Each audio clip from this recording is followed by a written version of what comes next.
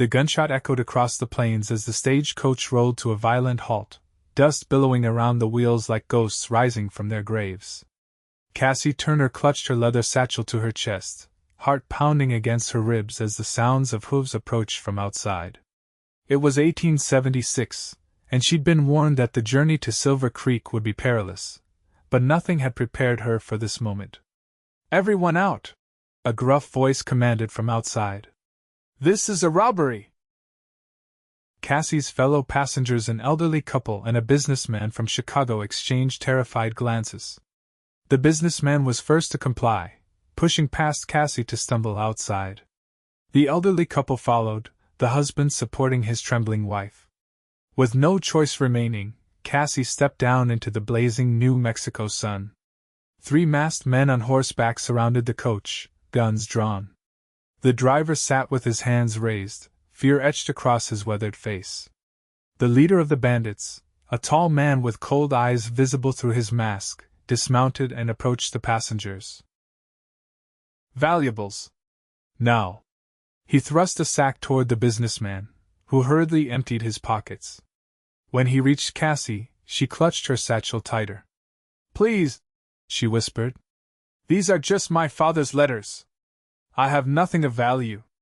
The bandit reached for her satchel, and in that moment, another shot cracked across the landscape.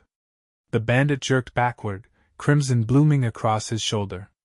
The other outlaws swiveled, guns raised toward the source of the shot.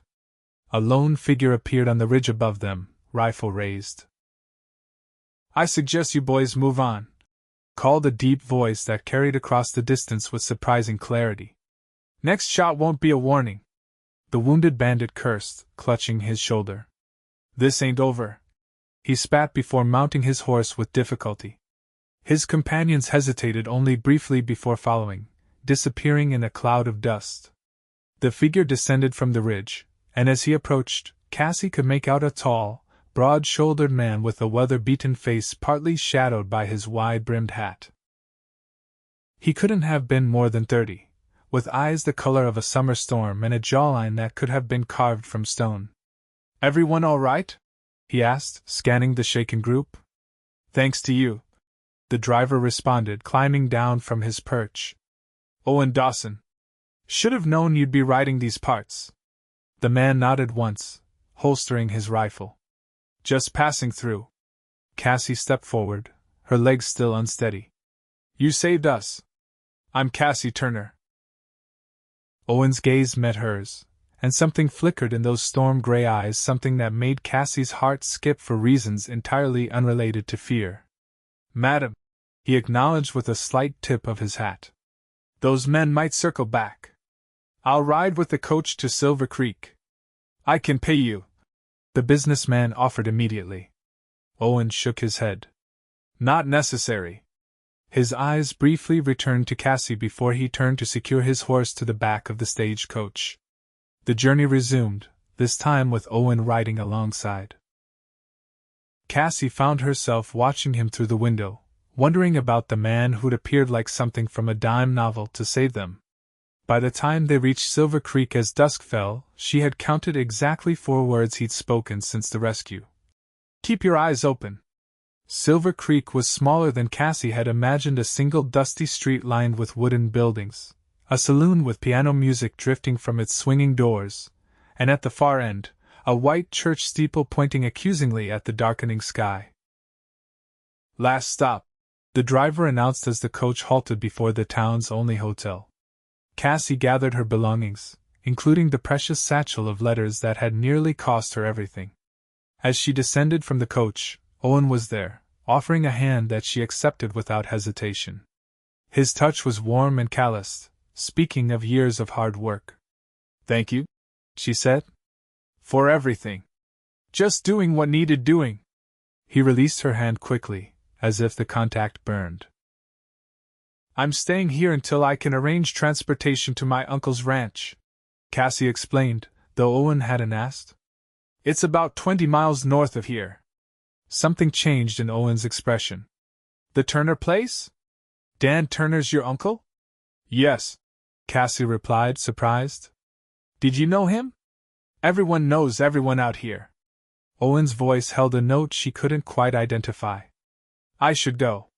Before Cassie could respond, Owen had mounted his horse and ridden toward the saloon, leaving her with questions hanging in the air like the dust from his departure. The hotel was modest but clean, and the proprietress, Mrs. Jenkins, was a kindly woman who seemed delighted to have a new face in town. Not many young ladies pass through, she explained as she showed Cassie to her room. Especially not ones as pretty as you. I'm not staying long, Cassie explained, setting her bag on the bed. Just until I can reach my uncle's ranch. Mrs. Jenkins's expression shifted subtly. Dan Turner's place? Yes. Do you know my uncle? Mrs. Jenkins hesitated. I know of him. Look, Miss Turner, you should get some rest. We can talk more in the morning. Cassie was too exhausted to press the issue. After Mrs. Jenkins left, she unpacked her few belongings and sat on the edge of the bed, opening the satchel. Inside were dozens of letters, spanning years, all from her father to his brother Dan. They were her only connection to the family she had left after her father's death 3 months prior.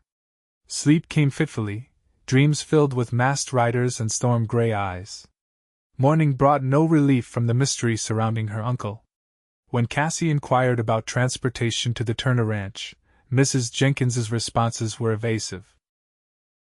Eventually, the older woman sighed deeply. Miss Turner, I don't know how to tell you this, but your uncle passed away nearly 6 months ago. The ranch was sold to cover his debts. The world tilted beneath Cassie's feet. That's impossible. My father would have known.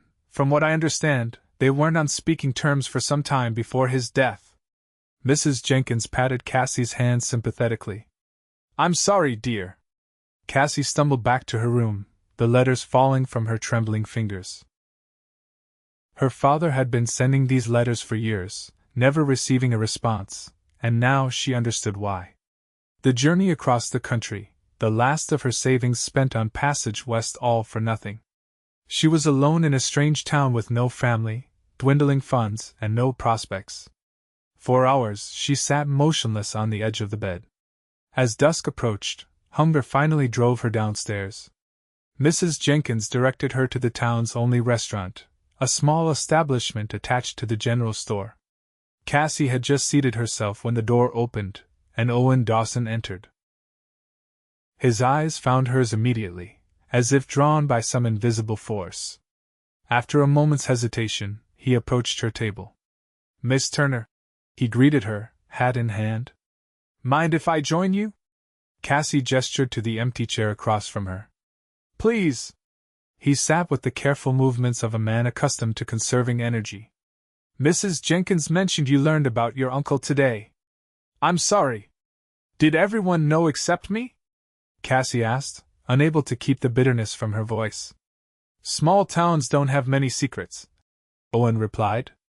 Your uncle was well known around these parts. What was he like? Cassie asked. My father never spoke much of him. Owen considered his words carefully. Dan Turner was complicated. Stubborn. Hard-working. Not always easy to get along with, but a man who stood by his word. You knew him well? I worked his ranch for 3 seasons. Owen's gaze fixed on a point beyond her shoulder. Left about a year before he died. The waitress brought their food, simple fare of beef stew and cornbread, and for a time, they ate in silence. Cassie found herself studying Owen when he wasn't looking, the way his hands, strong and capable, handled the utensils with unexpected gentleness, the faint scar that ran along his jaw, the permanent furrow between his brows, as if he were constantly solving some complex problem. What will you do now? Owen finally asked. I don't know, Cassie admitted. My father left nothing but debts. I spent nearly everything getting here. I suppose I'll need to find work. Work's not easy to come by in Silver Creek for a woman alone, Owen said, his voice low. Unless you're looking to work at the saloon. I'm not, Cassie replied firmly. I can cook, clean, sew. I was a teacher's assistant back home. Owen nodded thoughtfully. The Petersons might need help with their children. They live just outside town. He hesitated. Or there's my place. Cassie raised her eyebrows in question. I bought your uncle's ranch, Owen said quietly, when the bank sold it off. I could use someone to help keep house. The pay wouldn't be much, but you'd have a roof over your head and food on the table. Why would you do that for a stranger? Cassie asked, surprised by the offer. Owen met her gaze directly. Because I owed your uncle. And because no one should be alone in a strange place. There was something in his eyes that spoke of personal knowledge of such loneliness, and Cassie found herself nodding slowly. I'd be grateful for the opportunity, Mr. Dawson. Owen, he corrected. We'd leave tomorrow morning if that suits. And so Cassie found herself, the following day, riding beside Owen Dawson in his wagon, heading north from Silver Creek toward what had once been her uncle's ranch and was now his. The journey took most of the day, with Owen pointing out landmarks and sharing sparse details about the surrounding country. As they crested a hill in the late afternoon, the ranch came into view, a modest but well-built house, a large barn, corrals, and several outbuildings, all nestled in a valley with a creek running behind it.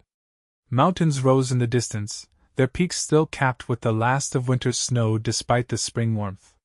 It's beautiful, Cassie breathed. Owen nodded, a hint of pride in his expression. Your uncle chose well. Good water, sheltered from the worst storms, enough grazing land for a decent herd.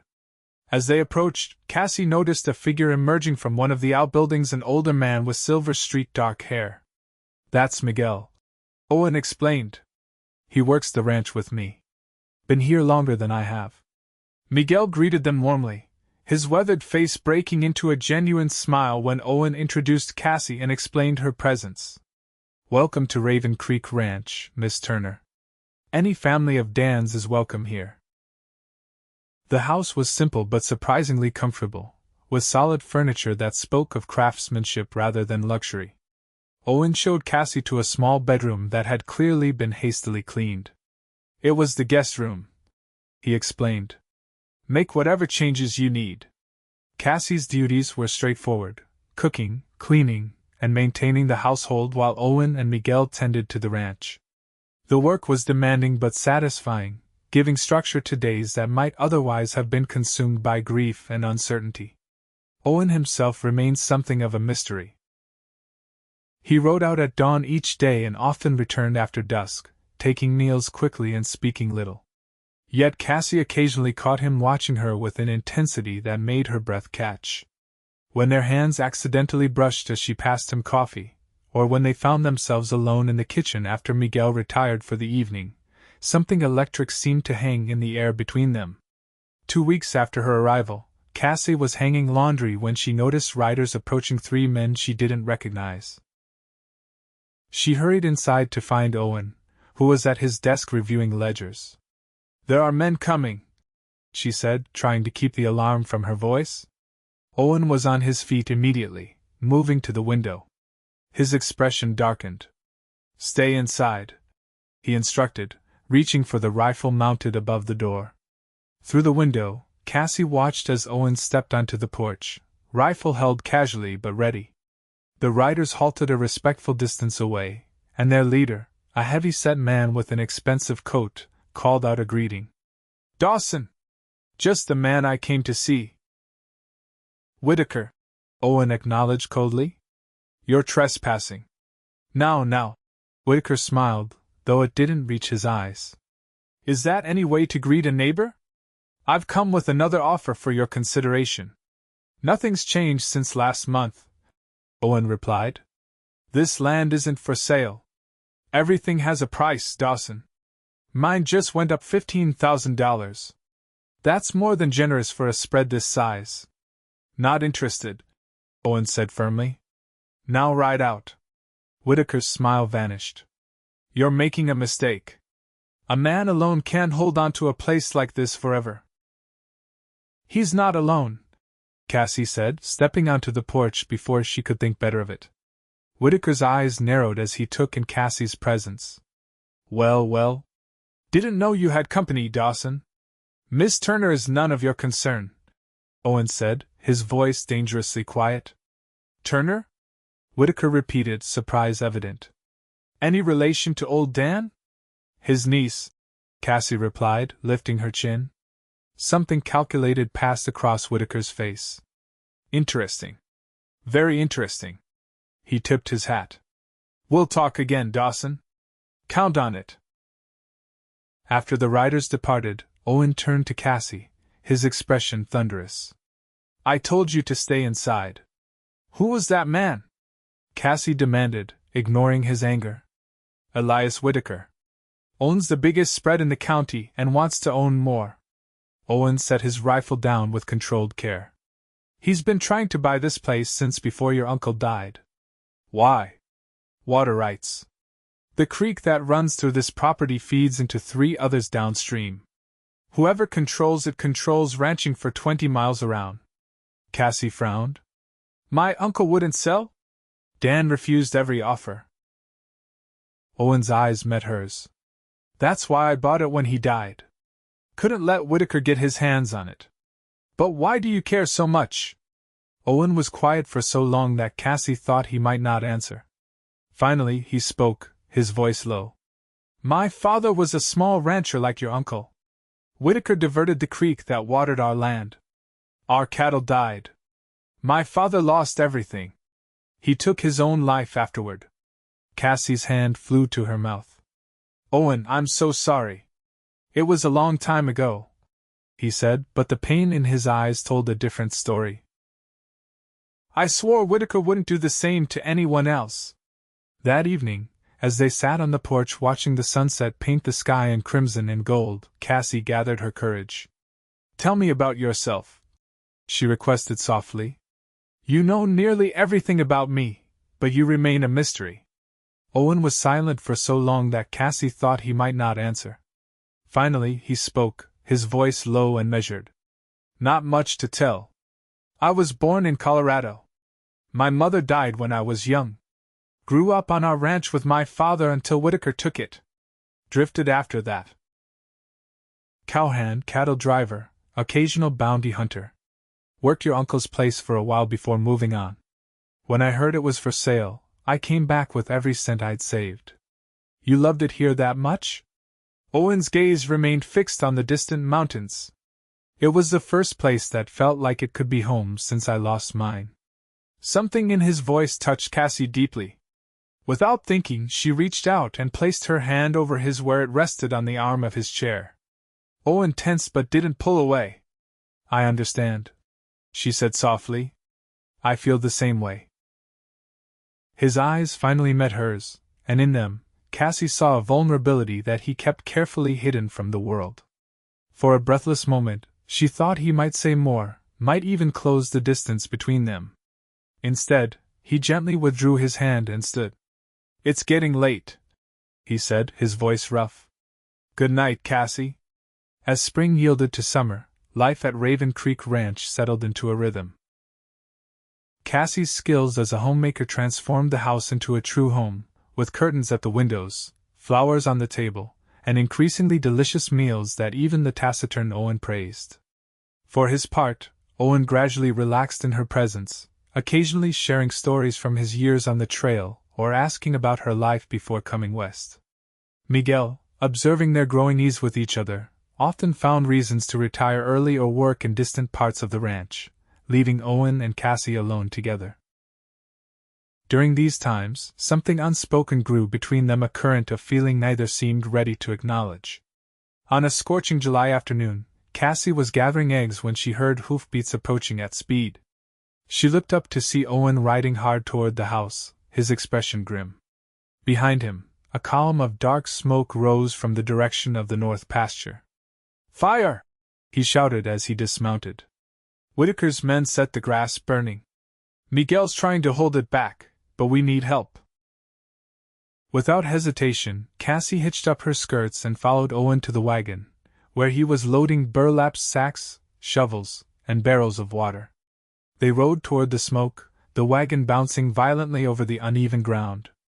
As they crested a rise, Cassie gasped at the wall of flame advancing toward them, devouring the dry grass with terrifying speed.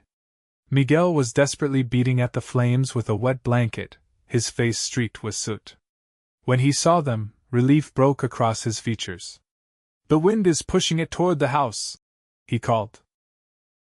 For hours, they fought the fire-beating flames, digging firebreaks, throwing precious water on advancing edges. Cassie worked alongside the men, her dress scorched, face blackened, hands blistered. By sunset, they had managed to direct the fire away from the ranch buildings and toward a rocky area where it would find little fuel. Exhausted, they collapsed by the wagon. Owen's shirt was singed, a burn on his forearm angry and red. Wordlessly, Cassie tore a strip from her petticoat, soaked it in water, and wrapped it around his injury. "Thank you," he murmured, watching her face as she tended to him. "Who would do such a thing?" Cassie asked, her voice hoarse from smoke. "Whitaker," Owen replied with certainty. "A warning. Next time will be worse. We should report this to the sheriff," Cassie insisted. Owen's laugh was bitter. "Sheriff Preston owes his position to Whitaker. He'll do nothing." That night, after Miguel had gone to his cabin and Owen had checked the property one last time, Cassie found him sitting alone on the porch, a glass of whiskey untouched beside him. "You should rest," she said gently. "Can't," he replied, staring into the darkness. "Keep thinking about what might have happened." Cassie sat beside him, acutely aware of his proximity. "We saved the ranch. That's what matters. This time." Owen turned to face her, his expression intense in the moonlight. "Cassie, I want you to go back to Silver Creek tomorrow. It's not safe here anymore." "No," she replied firmly. "This is my home now, too. I won't be driven away by threats. You don't understand what Whitaker is capable of. I understand that I've lost everything else." Cassie interrupted. "I won't lose this place." "Or..." She hesitated, then finished softly. "Or you." Owen went still, his eyes searching hers. "Cassie," he whispered, her name a question and a plea. She leaned forward, emboldened by the day's dangers, and pressed her lips to his. For an instant, Owen remained frozen, then his arms came around her, pulling her close as he returned the kiss with a hunger that matched her own. His hands tangled in her hair, loosening pins until it tumbled down her back. When they finally broke apart, both were breathing heavily. "I've wanted to do that since the day you stepped down from that stagecoach," Owen admitted, his voice rough. "Why didn't you?" Cassie asked, her fingers tracing the line of his jaw. "Because men like me don't deserve women like you." His eyes were dark with emotion. "I've done things I'm not proud of, Cassie. I've lived a hard life. And now you're trying to build a better one," she replied. "That's what matters." They might have said more, might have given in to the desire that hummed between them, but a sound from the darkness drew their attention, the distant but unmistakable crack of a rifle shot. Owen was on his feet instantly, pulling Cassie up with him. Inside. Now. No sooner had they entered the house than a volley of shots rang out, wood splintering as bullets struck the porch they'd just vacated. Owen extinguished the lamp, plunging them into darkness, then moved to a window, peering out cautiously. "At least 3 riders," he reported, reaching for his rifle. "They're not trying to hit us, just warning shots." "Warning us of what?" Cassie asked, her heart racing. Before Owen could answer, a flaming arrow arced through the night sky, landing on the roof of the barn. A second followed, then a third, each finding its target with terrifying accuracy. "They're burning us out," Owen growled, moving toward the door. "Miguel!" he shouted. "The barn!" Flames spread quickly across the dry wooden structure. Owen and Miguel fought desperately to save the animals inside, leading horses and cattle to safety while Cassie formed a bucket brigade from the well. Despite their efforts, the barn was soon engulfed, flames reaching high into the night sky. As dawn broke, they surveyed the damage. The barn destroyed, fences broken where panicked cattle had fled, bullet holes peppering the house and outbuildings. Miraculously, no one had been injured, but the message was clear. "We can't stay," Miguel said quietly, looking to Owen. Next time they might not miss. Owen's expression was granite. I'm not giving up this land. Then we fight, Cassie declared, stepping to his side. Owen looked at her with a mixture of pride and fear. This isn't your fight, Cassie. It became my fight the moment I decided to stay, she replied firmly. This was my uncle's land. Now it's yours. And she faltered, then continued with determination. I care about you, Owen. I won't let you face this alone. Miguel cleared his throat. I will ride to Fort Stanton. There are soldiers there who might help if they know Whitaker is attacking civilians. That's a 2-day ride, Owen pointed out. Then I'd better start now, Miguel replied, already moving toward the stable where the surviving horses had been corralled. After Miguel departed, Owen and Cassie worked silently to secure the house, boarding windows, moving furniture to block doors, creating defensive positions. By midday, they had transformed their home into a fortress of sorts, but both knew it would provide little protection against determined attackers. As evening approached, Owen checked and rechecked his weapons: a rifle, 2 revolvers, and a shotgun, laying them out with spare ammunition. Cassie watched, her heart heavy with the knowledge of what might come. Owen, she said softly. If something happens, nothing's going to happen to you, he interrupted fiercely. I won't allow it. Listen to me, Cassie insisted. If something happens, I want you to know that these past months have been the happiest of my life. Despite everything, I found a home here. With you. Owen set down the revolver he'd been cleaning and crossed to her, taking her hands in his. Cassie Turner, you are the bravest, most stubborn woman I've ever met. A rare smile softened his features. When this is over, I want to do this properly. Court you the way you deserve. I don't need courting, Cassie replied, smiling through tears that threatened. I just need you. Their lips met in a kiss that held both desperation and promise. Owen's arms encircled her waist, drawing her against him as if he could shield her from the world through sheer force of will. When they parted, his eyes were dark with emotion. I love you, he said simply. I should have told you sooner.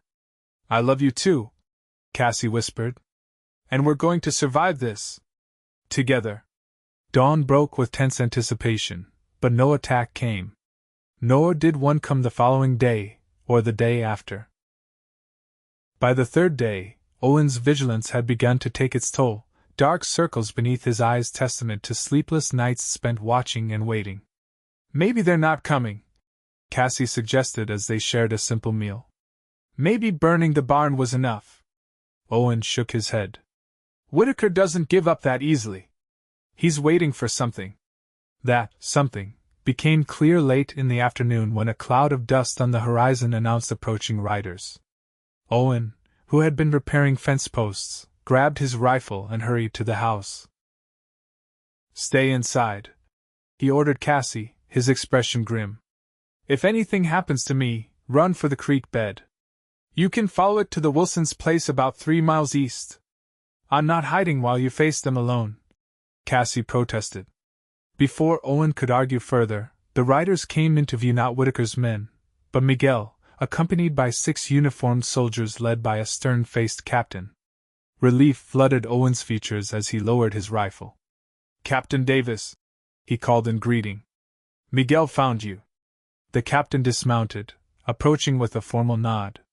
Mr. Dawson? Your man here tells quite a story. Claims Elias Whitaker is waging private war against civilian landowners. It's the truth, Owen confirmed. He burned our barn 3 nights ago.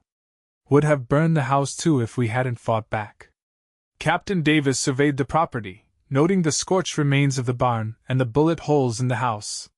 Whitaker's influence runs deep in these parts, but not as deep as he thinks. The colonel at Fort Stanton takes a dim view of civilian bloodshed. What will you do? Cassie asked, stepping forward to stand beside Owen. For now, we'll establish a presence, the captain replied. My men will camp here for a few days. That should discourage immediate trouble. His expression hardened. Meanwhile, I've dispatched riders to the territorial governor with reports of Whitaker's activities. He's not the only rancher who's suffered at Whitaker's hands, just the most recent." True to his word, Captain Davis and his men remained at Raven Creek Ranch for a week, during which no sign of Whitaker or his men appeared. When they finally departed, they left 2 soldiers behind with orders to remain until further notice. "It's not over," Owen cautioned Cassie as they watched the soldiers setting up camp near the creek. "Whitaker will wait, but he won't forget." "Neither will we," Cassie replied, determination in her voice. The summer weeks passed in an uneasy peace. Owen and Miguel rebuilt the barn, stronger than before. Cassie planted a garden, the tangible proof of her faith in their future. The soldiers remained, their presence a deterrent that allowed life to continue with some semblance of normalcy. And throughout it all, the love between Owen and Cassie deepened, expressed in quiet moments, stolen kisses, and the simple comfort of sharing their lives. Owen courted her properly despite her protests, bringing wild flowers from the high pastures, carving a delicate wooden box for her sewing supplies, reading poetry aloud on the porch in the evenings. In early September, a rider arrived from Silver Creek bearing news.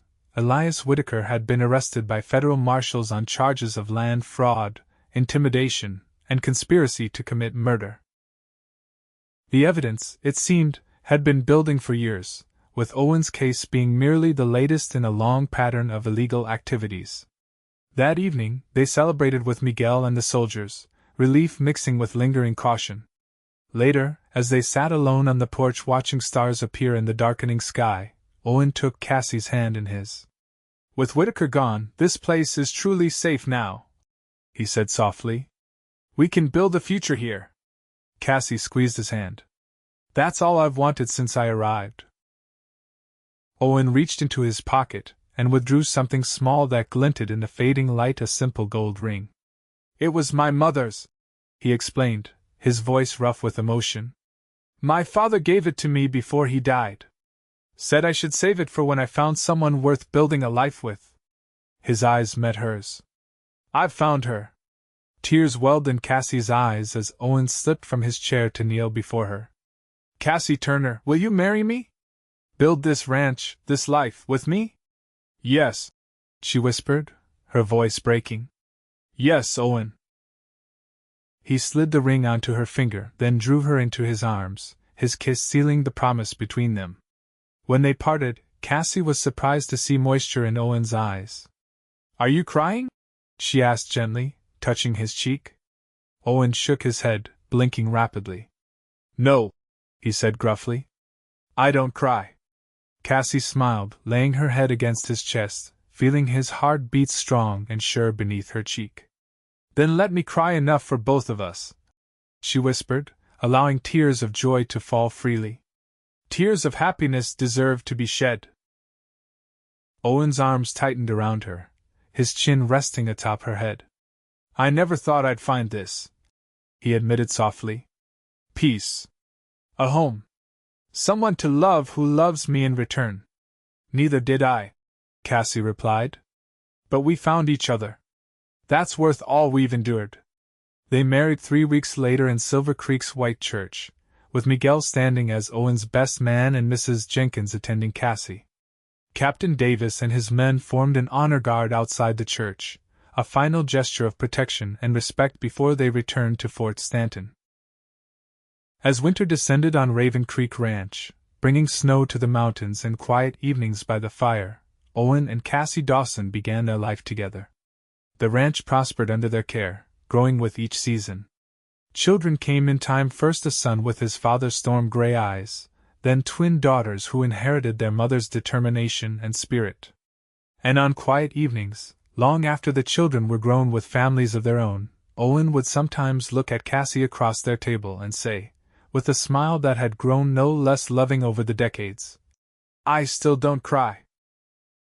To which Cassie would always reply, taking his weathered hand in hers, "That's all right, my love. I've cried enough happy tears for both of us."